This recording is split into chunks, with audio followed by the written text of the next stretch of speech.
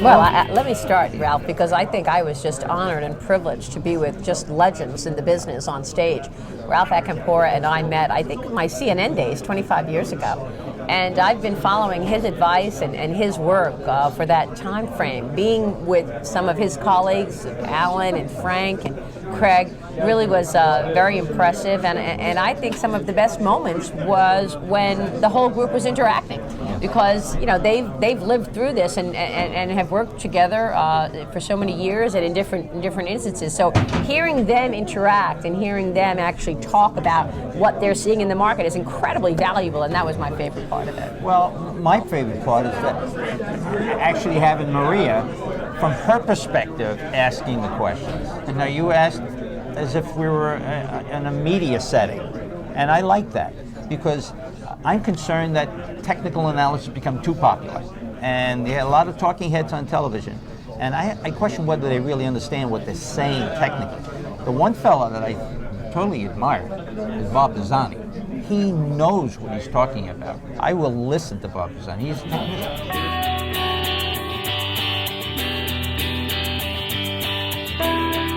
As most people know, I would teach class on Monday evenings. I did it for 40 years. And in my class would be a lot of the young floor traders. And they'd come up and they'd be grousing, oh, what's that lady doing on the floor? And they weren't so complimentary. And I didn't know you all that well. And I thought, what are these jerks doing? But you barged in and you opened the world. Seriously, you opened it up for all of us. I mean, there was never... I remember walking on the floor, you couldn't even go near the specialist book. Forget opening it. You could never know what the price was. There was no transparency. Thank you, Maria, very much. Thank you so much, Ralph. That is the truth. So meaningful and wonderful to hear that.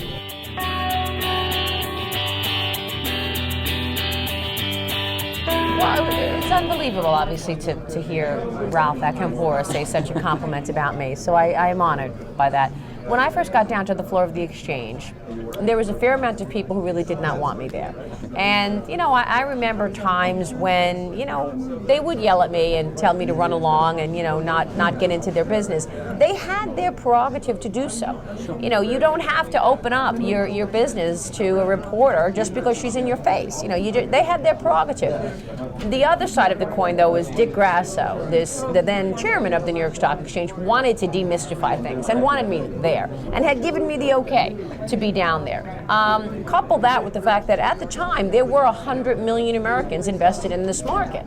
And so, they also deserved more information than just looking at a shot of the opening bell and the closing bell and finding out what the Dow and the NASDAQ did on a daily basis. So it was time. The market had become such that you really did have participation from the retail investor as well as the institutional investor. So you had America invested in stocks for the long term.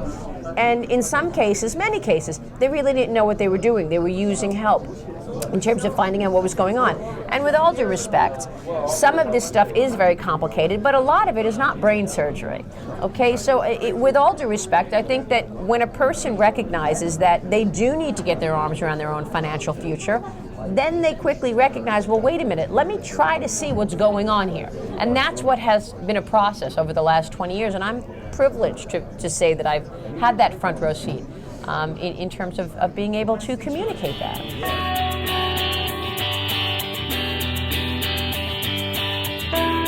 Well, I think the media also had a learning curve.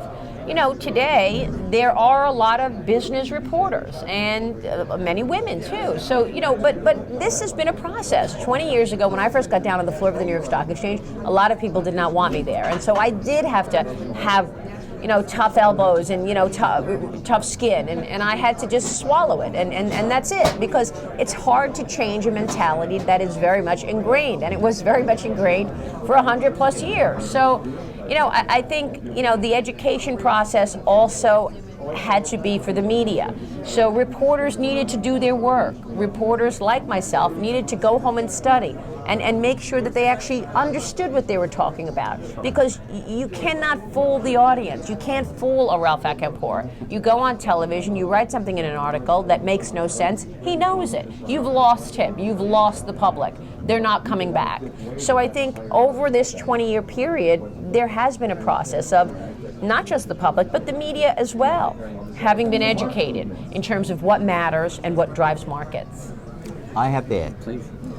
that what the media has done is taken people like myself who have this expertise, but we have a strange language. And Maria will stop me and say, would you repeat that? Could you make it simpler? And I really appreciate that. And I know you and others do that often. And I think that's the benefit the public gets. They get the, quote, the knowledge, but they get it in plain language. And that's what I think the media does so very, very well, and I thank you for that. And it's that's very important. It's very important because that's what will drive a person to actually put their money into stocks, knowing that that is the place to create long-term wealth, wealth value, or not. If a person understands what they're doing, they may recognize I need to allocate money here. And so it's very important for people to get educated about this. It's still a process. A lot of people still are just learning, but it's important that we've at least been able to get to this point. And there's also a balance between who's optimistic or who's not so optimistic, and they present all sides. And that's what makes a appreciate it. market, right? That's what makes a market. And that's, we want to have as many viewpoints, whether it's fundamental analysis, technical analysis, or any other kind of analysis, so that people can be armed with enough information to actually make informed decisions.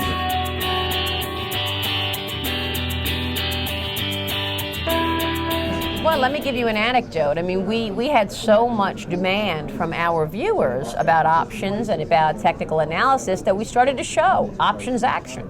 We have a whole show on it. We have a whole series of programs on technical analysis and segments on taking a look at the charts. What do the charts say? Now, some of this is very basic, and Ralph may have a problem with some of these shows because maybe it's not going deep enough.